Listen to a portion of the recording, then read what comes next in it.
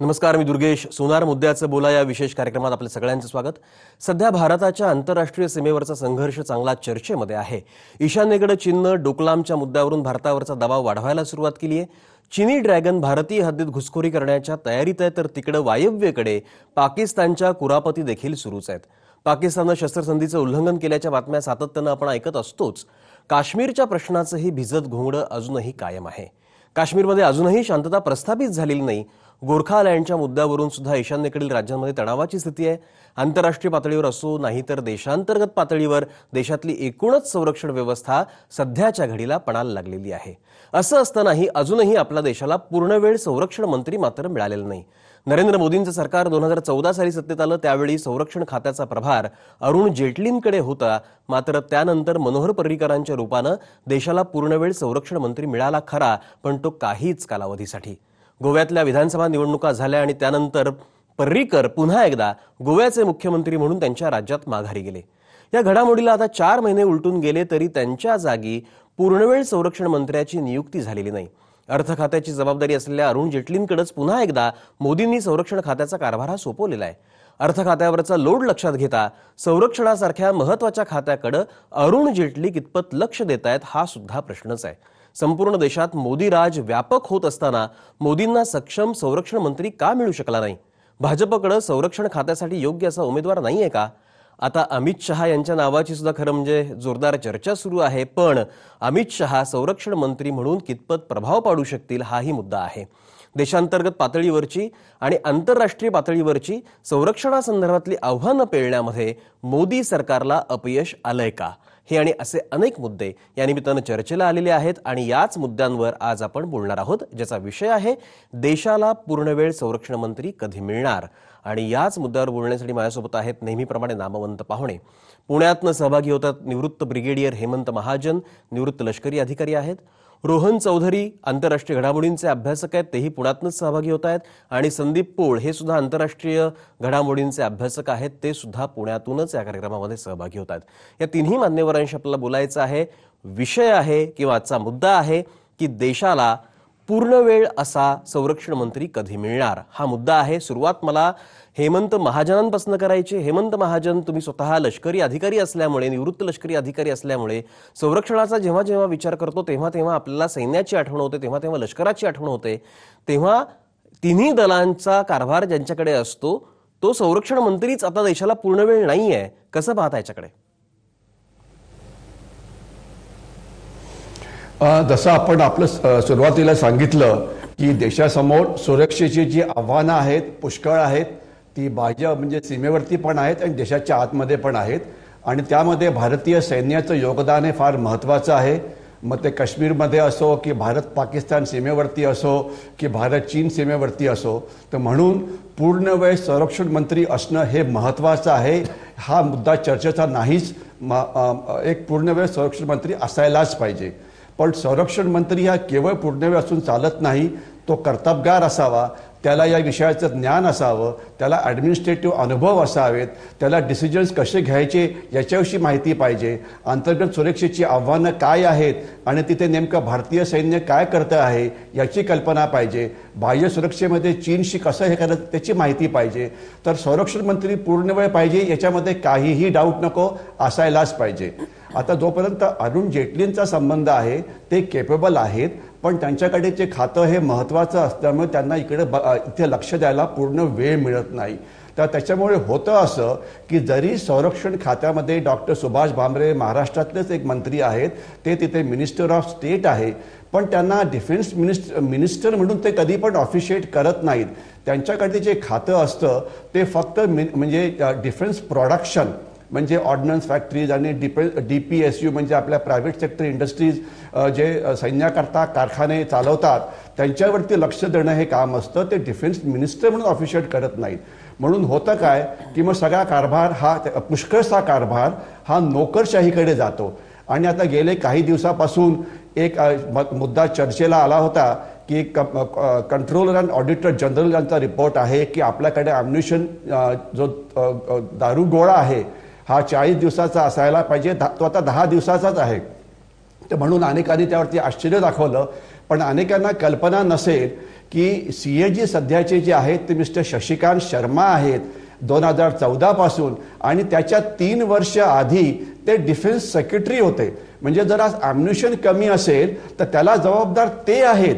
दुर्दैवाने ज्यांनी ही चुका केल्या त्यांना आपण प्रमोशन बनवून पुढची रँक दिली आणि त्यांना CAG बनवलं. तर म्हणून नोकरशाहीवरती ज्याचा कंट्रोल आहे, ज्याला नेमकं काय करायला पाहिजे हे माहिती असतं, अशा डिफेन्स मिनिस्टरची आपल्याला नक्कीच गरज आहे.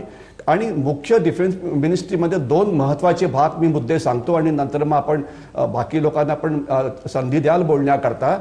एक असतं प्रत्यक्ष लढाई करणे म्हणजे ऑपरेशनल कामं. तर त्याकरता आपण देशाने जास्त काळजी करू नये की जे आपलं काम चाललेलं आहे काश्मीरमध्ये, जे काम चाललेलं आहे ईशान्य भारतात, जे काम चाललेलं आहे जिथे सैन्याचं काम असतं ते चांगल्या पद्धतीने होतं. मात्र जे ॲडमिनिस्ट्रेटिव्ह काम असतं ज्याला वेळ लागतो, म्हणजे सैन्याची शस्त्रसिद्धता, मेक इन इंडियासारखा कार्यक्रम, किंवा दारूगोळ्याची जी कमी पडली आहे ती, किंवा आता ईशान्य भारतामध्ये आपल्या भागामध्ये जे रस्ते आहेत हे फार कमी आहेत, तर तिथे रस्ते बनवणं, या सगळ्यांना वेळ लागतो. आणि एवढंच नव्हे तर आपली जी सुरक्षेची आव्हानं आहेत ही अनेक वर्षापासून आहेत, ही किती गंभीर आहेत याची कल्पना पाहिजे. आणि याविषयीची माहिती पंतप्रधान किंवा अर्थमंत्री यांच्याकडे वेळोवेळी पोहोचली पाहिजे, ज्यामुळे संरक्षण खात्याचं काम जे आहे हे अतिशय चांगल्या पद्धतीने होईल. याकरता डिफेन्स मिनिस्टरची गरज असते. काश्मीरमधले जे एन्काउंटर्स होतात, काळजी करू नका, जनरल रावत आणि सैन्य आहे ते अगदी केपेबल आहे. ऑपरेशनल लढण्याचं जे काम आहे त्याची काळजी नको, पण जे शॉर्ट टर्म कामं असतात, ॲडमिनिस्ट्रेटिव्ह कामं असतात, मेक इन इंडिया, ॲम्युनिशन गोळा करणं, रस्ते ठीक करणं, याकरता कोणीतरी एक केपेबल मिनिस्टर पाहिजे की जसं आता नितीन गडकरींनी फार चांगलं काम केलेलं आहे. अरुणाचल प्रदेशमध्ये ब्रह्मपुत्रा नदीवरती गेले 15 वर्ष पूल बनत नव्हता, तो त्यांनी 3 वर्षात बनवून दाखवला, ज्यामुळे आपल्याला चीनी सीमेवरती खास तर लोहित खोऱ्यामध्ये जाण्याकरता एक अतिशय उत्कृष्ट रस्ता मिळाला. आणि दुसरं एक्झाम्पल, काश्मीर खोऱ्यामध्ये जाण्याकरता आपल्याला एक ऑल्टरनेट पूल मिळालेला आहे की जे एका कर्तबगार मिनिस्टरनी केलेलं काम आहे. तर म्हणून अशा नक्कीच अनुभवी आणि कर्तबगार मिनिस्टर्सची गरज आहे की जो एक हातात दंडा घेऊन लोकशाहीच्या मागे लागू शकतो, DRDOच्या मागे लागू शकतो आणि काम करू शकतो. ब्रिगेडियर हेमंत महाजन, तुमचा मुद्दा बोलला, मी परत तुमच्याकडे येतो. अत्यंत महत्त्वाचा खरं म्हणजे मुद्दा आहे की संरक्षण मंत्री तर पाहिजे, तो पूर्णवेळ पाहिजे.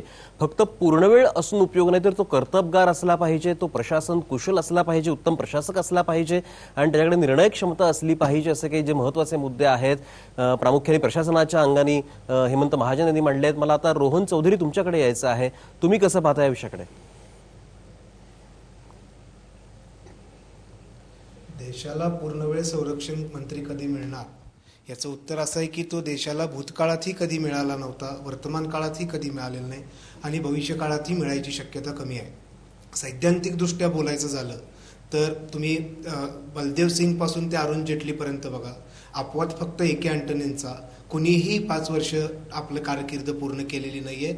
2-3 वर्षात त्यांना जावं लागलेलं आहे. इतिहासाची पानं उलगडली की आपल्याला ते दिसून येईल. साधारणतः याची कारणं मला 2 दिसतात. एक जे आहे, तुम्ही नेहरूंपासून ते नरसिंहरावांपर्यंत कोणताही पंतप्रधान पाहिला तर ते स्वतः काही काळ संरक्षण मंत्री होते. संरक्षण मंत्र्याचा कार्यभार त्यांनी आपल्याकडे ठेवला होता. याचं कारण असं आहे की सैद्धांतिकदृष्ट्या एकंदरीत पाकिस्तानच्या मिलिटरी कॉप्सचा वगैरे सगळा अनुभव बघता किंवा लष्करी उठावचा अनुभव बघता आपल्यातले जे सर्वोच्च स्थान म्हणजे पंतप्रधान आहेत त्यांना कुठंतरी पॉलिटिकल इन्सिक्युरिटी वाटते की बाबा आपल्याकडचा संरक्षण मंत्री आपल्या विरुद्ध काहीतरी कारस्थान करेल. ही एक शक्यता मला आत्ता इतिहासाचा अभ्यास करताना दिसून येते. दुसरं कारण आहे जे फार महत्वाचं आहे आणि त्याच्याकडे आपण बघितलं पाहिजे की कोणताही मंत्री किंवा कोणताही संसद सदस्य संरक्षण मंत्री पद स्वीकारण्यास अनुत्सुक असतो. ह्याचं कारण त्याच्यावर करप्शनच्या होणारा आरोप, संभाव्य आरोप. कारण तुम्ही बघा कोणत्याही याच्यात सर्वात जास्त भ्रष्टाचाराचे आरोप हे संरक्षण मंत्र्यावर झालेले आहेत. मग ते जॉर्ज फर्नांडिस असो किंवा आता ऑगस्ट वेस्टलँड प्रकरण असो, कोणत्याही प्रकार. कारण आत्ताच फेब्रुवारी महिन्यात मोदी गव्हर्नमेंटनं संरक्षण मंत्रालयाला 500,000 कोटीपासून ते 2,000 कोटीपर्यंतचा बजेट खर्च करायची परवानगी दिलेली आहे. एवढा सगळा मोठा कारभार करताना कुठंतरी आपल्यावर शिंतोडे उडू नयेत भ्रष्टाचाराचे आणि आपली राजकीय कारकीर्द खराब होऊ नये अशी एक भीती आहे आणि त्याचा आपण सर्वांनी विचार करायला पाहिजे. एके अँटनींचा मी उल्लेख केला, एके अँटनी जरी 2 वेळ पूर्ण संरक्षण मंत्री असले तरी त्यांची भूमिका ही काहीच राहिलेली नाही, त्यांनी ॲब्सोल्युटली काही केलेलं नाहीये. ते फक्त संरक्षण मंत्री नावाला होते आणि त्यामुळं ही एक भीती आहे. आणि दुसरं याचे परिणाम काय आहेत हा फार महत्वाचा मुद्दा आहे की 1957 साली सॅम्युअल हंटिंग्टन नावाच्या पॉलिटिकल सायंटिस्टनं the soldier and the state नावाचं एक पुस्तक लिहिलं. तो स्टेट आज अमेरिकेच्या लष्करी आणि राजकीय संघर्षातलं एक प्रमाणभूत ग्रंथ मानला जातो.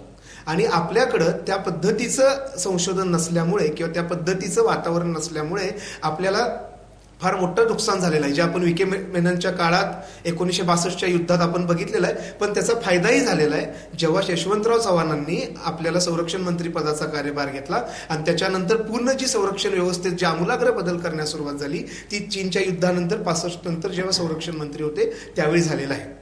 त्यामुळे या 2 गोष्टी लक्षात घेता संरक्षण मंत्री हा आपल्याला मिळायची शक्यता सध्या कमी अशी वाटते. ठीक आहे. रोहन चौधरी, तुमचा मुद्दा पोहोचला. अत्यंत महत्वाचा मुद्दा आहे. जो इतिहासाचा संदर्भ तुम्ही दिला तोही महत्वाचा आहे, कारण आतापर्यंत कधीही पूर्ण टेन्युअर पूर्ण केलेला असा, म्हणजे अगदी जेवढा कालावधी असतो मंत्रिमंडळाचा तेवढा पूर्ण कालावधी केलेला एके अँटनीचा अपवाद जर सोडला तर अजूनही पूर्ण वेळ असा किंवा दीर्घकालीन ज्यांनी कारभार केलेला आहे असा संरक्षण मंत्री भारताला मिळालेलं नाही, हे वास्तव आहे. आणि त्याला राजकीय संदर्भ, राजकीय कारणं अनेक असू शकतात. संदीप पोळ, तुम्ही कसं पाहता? महाजन सरांनी जे मुद्दे मांडले आहेत मी त्यांच्याशी नक्की सहमत राहीन. पण मुद्दा असा आहे की या गोष्टी स्ट्रॅटेजिक किंवा सामरिक पद्धतीने जर आपण बघत गेलो तर हे मुद्दे बरोबरच आहेत. महाजन सर जे सांगतायत आणि रोहन कुमार जे सांगतायत तेही मुद्दे योग्यच आहेत. पण मला वाटतं की ह्या 2 सामरिक पद्धतीने जरी आपण पुढे जायचं म्हटलं, पण त्याची दुसरी बाजू अशी की आता सध्याच्या दिवसात जर बघायला गेलं तर जेटलीजींकडे 3 चार्ज आहेत. एक आहे कॉर्पोरेट अफेअर्स आहे, एक फिनान्स मिनिस्ट्री म्हणजे अर्थ विभाग त्यांच्याकडेच आहे, आणि तिसरा त्यांच्याकडे ॲडिशनल चार्ज दिलाय पर्रिकरांच्या राजीनाम्यानंतर, तो म्हणजे संरक्षण मंत्रालय. पण मागच्या 6 महिन्यात भारतातल्या एकंदरीत राजकीय व्यवस्थेतले जे काय आर्थिक बदल किंवा आर्थिक जे काय मागच्या 2-3 दशकातले मोठ्या प्रमाणात झालेले बदल, जसं की निश्चलीकरण असेल किंवा जीएसटी आता जी जस्ट लागू झालेली आहे ती, या बाबतीत अजून बरंचसं सेटअप इंडियामध्ये झालेलं नाही आहे, भारतात ते झालेलं नाही. आणि या दृष्टिकोनातून एखाद्या अर्थ मंत्रालयाच्या मुख्य म्हणजे अर्थमंत्र्याला या बाबतीत लक्ष घालणं तितकंच गरजेचं आहे.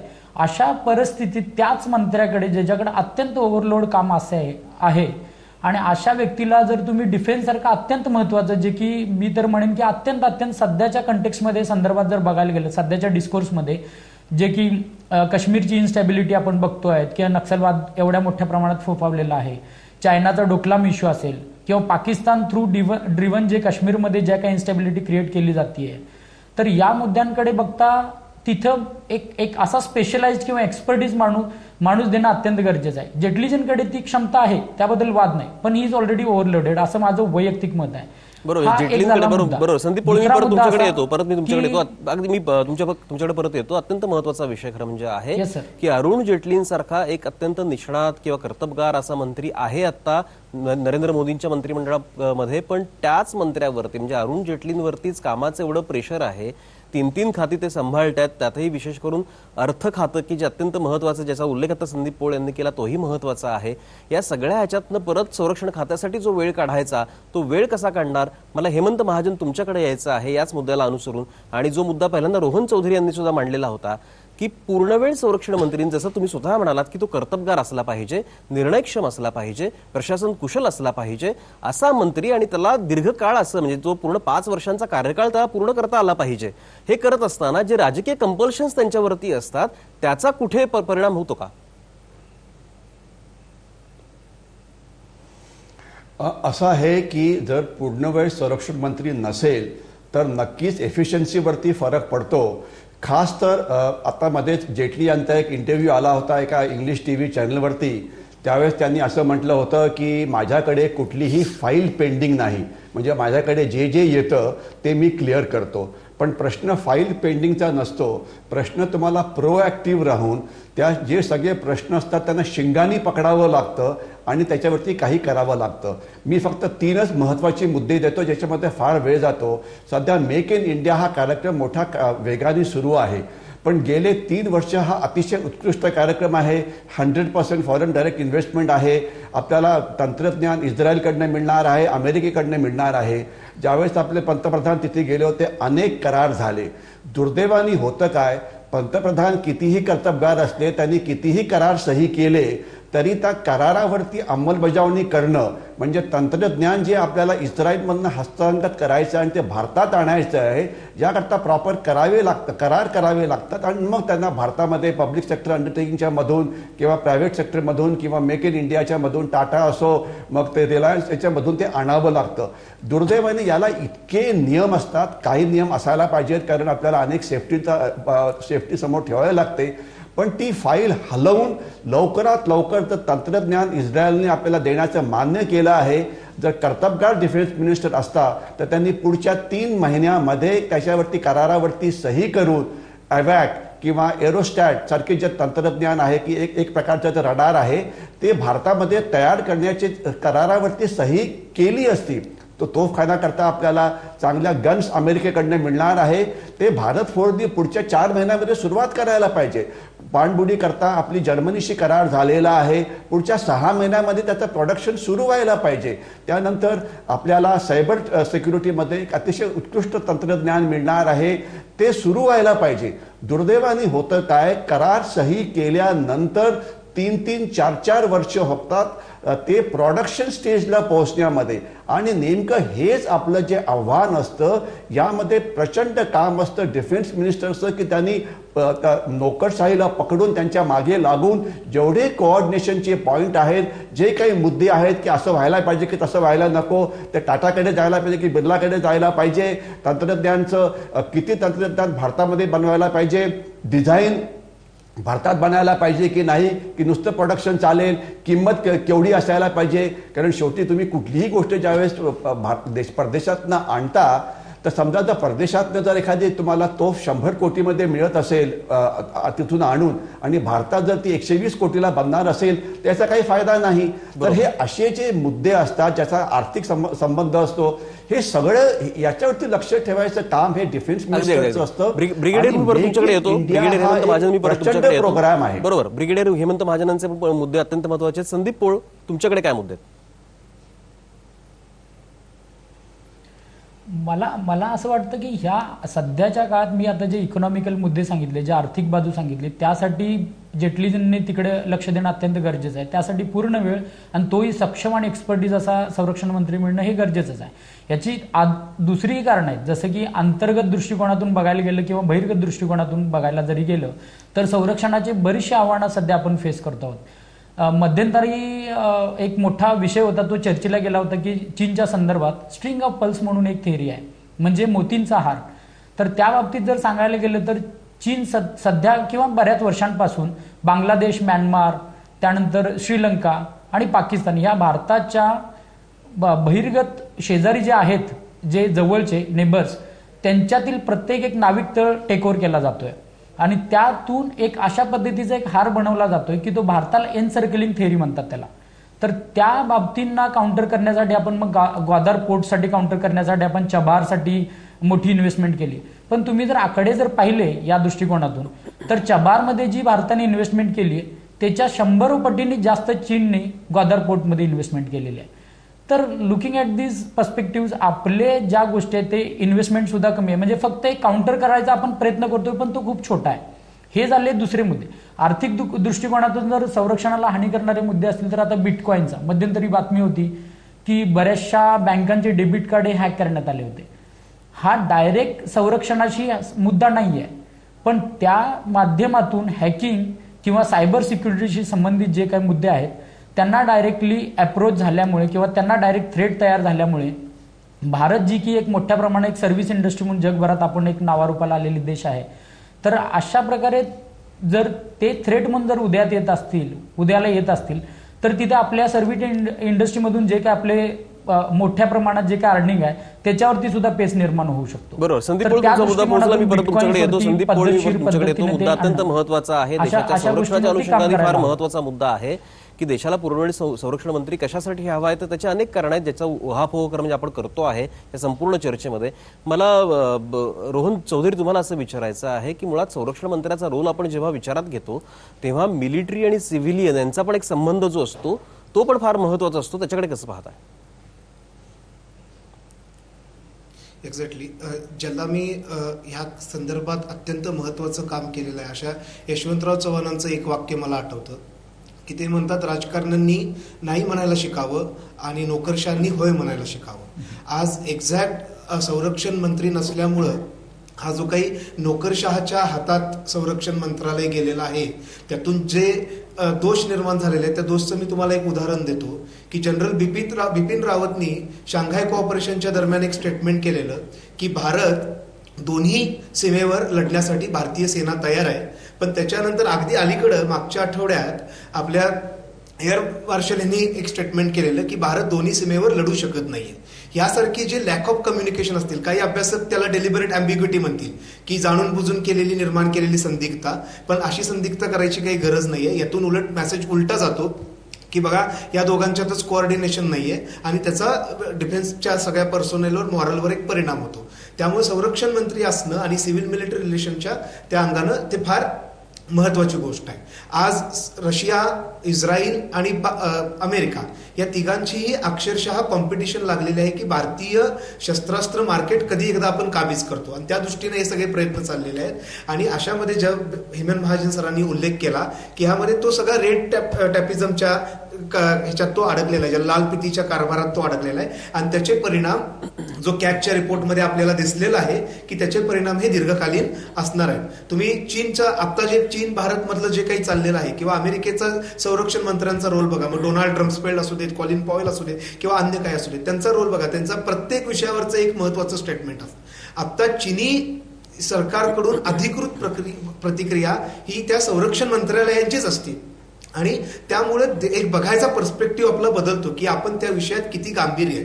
दुर्दैवानं आपल्याकडे पूर्ण वेळ संरक्षण मंत्री नसल्यामुळे आपल्याला अशा बऱ्याच आव्हानांना सामोरं जावं लागणार आहे. महाजन सरांनी उल्लेख केला की कार्यक्षम संरक्षण मंत्री पाहिजे, तर त्याच्यासाठी त्याला वेळ दिला गेला पाहिजे. बरोबर. रोहन चौधरी तुमचा मुद्दा पोहोचला, तुमचा मुद्दा पोहोचला, तुमचा मुद्दा पोहोचला. रोहन चौधरी तुमचा मुद्दा पोहोचला. आता आपला वेळ खरं म्हणजे संपत आलाय, पण एक शेवटचा मुद्दा मला तुमच्या तिघांना पण विचारायचा आहे. आता सध्या चर्चा अशी आहे की अमित शहा आता राज्यसभेवरती निवडून जातील आणि मग अमित शहांकडे हे खातं सोपवण्याचा नरेंद्र मोदींचा विचार असल्याची चर्चा आता राजकीय वर्तुळामध्ये, माध्यमांमध्ये आता आहे. समजा उद्या असं झालं, अमित शहांकडे संरक्षण खातं दिलं गेलं तर अमित शहा हे संरक्षण खातं सक्षमपणे पेलू शकतील का, ज्याचा उल्लेख आता तुम्ही तिघा वक्त्यांनी पण केलेला आहे की संरक्षण मंत्री हा कर्तबगार असला पाहिजे, प्रशासन कुशल असला पाहिजे, निर्णयक्षम असला पाहिजे आणि एकूणच प्रशासनावरती जी पकड असली पाहिजे. असं सगळं जे व्यक्तिमत्व आहे ते अमित शहांच्या रूपाने पूर्ण होऊ शकतं का? हेमंत महाजन, तुमचं काय मत आहे? खरं म्हटलं तर मला अशी या पॉलिटिकल विषयावरती आपलं मत द्यायला फारसं आवडत नाही की अमित शहानी बनावं की नितीन गडकरींनी बनावं की मनोहर पर्रिकरांनी पुढे यावं. पण मी आपल्याला फक्त दोनच मुद्दे मांडतो आणि मग कोणाला बनवायचं आपणच ठरवू शकता. असं आहे की ज्यावेळेस दोन अतिशय यशस्वी संरक्षण मंत्री समजले जातात, एक तर यशवंतराव चव्हाण ज्यांना कधीही पुरेसा न्याय मिळाला नाही पण त्यांनी अतिशय चांगलं काम केलं. संरक्षण मंत्री बनायच्या आधी त्यांना या कार्यालयाचा त्यांना काहीही अभ्यास नव्हता, परंतु 1965 साली ज्यावेळेस त्यांना भारताच्या चीफ ऑफ आर्मी स्टाफने विचारलं की आम्ही एअरफोर्सचा वापर करू का, कारण परिस्थिती गंभीर आहे, त्यांनी सांगितलं करा. त्यांच्याकडे निर्णय क्षमता होती, त्यांना संसदेकडे बोलायला करता वेळ नव्हता, पण केवळ निर्णय क्षमतेच्या अनुभवावरती त्यांनी ते निर्णय दिला आणि तो अतिशय उत्कृष्ट ठरला. आणि लालबहादूर शास्त्रींना विचारलं की आम्हाला पाकिस्तानच्या आत घुसायचं आहे, करू का, त्यांना 1 सेकंदाचा सुद्धा अनुभव नव्हता. संरक्षण विषयावरती त्यांनी एक अतिशय उत्कृष्ट निर्णय घेतला आणि इतिहास निर्माण झाला. आणि नंतर एक जॉर्ज फर्नांडिस होते, त्यांनी इतका या विषयाचा अभ्यास केला होता की त्यांनी अतिशय उत्कृष्टपणे काम केलं होतं. तर म्हणण्याचा अर्थ असा की अमित शहांकडे डिसिजन मेकिंग केपेबिलिटी आहे, त्यांनी याच्या पलीकडे दुसऱ्या क्षेत्रात चांगलं काम केलेलं आहे. जर गरज पडली तर त्यांनी या विषयाचा अभ्यास केला त्यांना डायरेक्ट ॲक्सेस आहे पंतप्रधानांकडे. दुर्दैवाने आज संरक्षण मंत्रालयाचा सर्वात मोठा जो प्रॉब्लेम आहे की जे डिफेन्स बजेट लॉंग टर्ममध्ये वाढायला पाहिजे, की जे आता सध्या 2 किंवा 3% वाढतंय ते 20-25% वाढायला पाहिजे, ब्रिगेडियर पुढचे तुमचा मुद्दा 5-6 वर्ष पोहोचला, वाढायला पाहिजे. बरोबर. म्हणून आज आपल्याला आशाची गरज बजेट, आहे. संरक्षण खात्याचं बजेट हे वाढलं पाहिजे, अपेक्षा रास्त आहे. संदीप पोळ, तुमचं काय म्हणणं आहे? आपला वेळ संपत आला, अगदी थोडक्यात संदीप पोळ.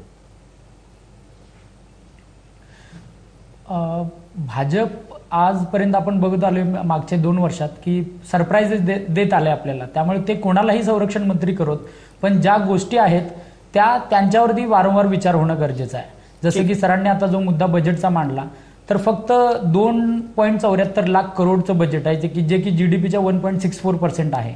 तर त्या बजेटवरती मोठ्या प्रमाणात काम व्हायला हवं. आणि जे लॉंग पेंडिंग इश्यूज आहेत, जसं की आता फॉर एक्झाम्पल जर एक मोठा UN जनरल असेंब्ली म्हणजे आमसभेतली जी काय टेररिझम या शब्दाची डेफिनेशन सुद्धा अजून व्यवस्थितरित्या झाली बरोबर नाही. बरोबर तर बरोबर ती संदीप सुद्धा पोळ, मोठ्या प्रमाणात आपण पुढे जाऊन दहशतवादाचा आंतरराष्ट्रीय मुद्दा आहेच आहे, पातळीवरती पण एकूणच संरक्षण खातं म्हणून आपण विचार करू. रोहन चौधरी, तुमचं म्हणणं सांगा. तर त्यासाठी संदीप पोळ तुमचा मुद्दा पोहोचला. माझा वेळ संपलेला आहे खरं म्हणजे. अगदी शेवटी 30 सेकंदामध्ये रोहन चौधरी तुमचं. हिमालयाच्या मदतीला दुसऱ्यांदा सह्याद्रीनं जाणं गरजेचं आहे, एवढंच सांगतो. ठीक आहे, हिमालयाच्या मदतीला पुन्हा एकदा सह्याद्रीने धावून जाण्याची गरज आहे असं रोहन चौधरी म्हणतात. अत्यंत महत्वाचं सूचक असं वक्तव्य एका अर्थाने रोहन चौधरी यांनी जरी केलेलं असलं तरी मुद्दा जो आहे तो महत्वाचा आहेच आहे की देशाला पूर्णवेळ संरक्षण मंत्री मिळणं हे आवश्यक आहे. आता त्याच्यामध्ये फक्त एक दुरुस्ती आपण करू, जी ब्रिगेडियर हेमंत महाजनांनी सुचवली की पूर्णवेळ, पण तो कसा, तर तो कर्तबगार असला पाहिजे, प्रशासन कुशल असला पाहिजे, निर्णयक्षम असला पाहिजे. असा संरक्षण मंत्री येत्या काळामध्ये आपल्या देशाला लवकरात लवकर मिळावा. आणि रोहन चौधरी म्हणतात त्या पद्धतीने हिमालयाच्या मदतीला सह्याद्रीने धावून जावं. याच अपेक्षेच्या नोटवरती मुद्द्याचं बोलामध्ये इथे सगळ्या मान्यवरांचे आभार मानतो, इथेच थांबतो. उद्या परत आपण भेटतोय नवीन एका मुद्द्यासह. तोपर्यंत नमस्कार.